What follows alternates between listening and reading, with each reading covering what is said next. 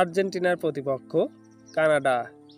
Copa America football tournament 2024 শুরু হচ্ছে আগামীকাল।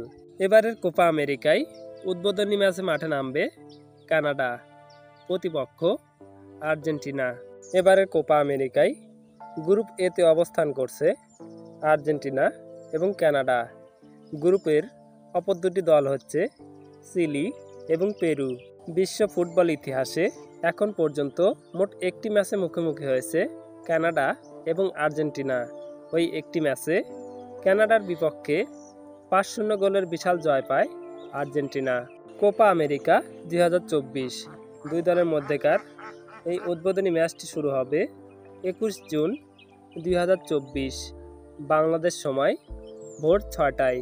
উদ্বোধনী ম্যাচে জয়লাভ করে পয়েন্ট টেবিলে এগিয়ে যাবে কোন দল, কানাডা নাকি আর্জেন্টিনা? আপনাদের মূল্যবান মতামত কমেন্ট বক্সে কমেন্ট করে জানান।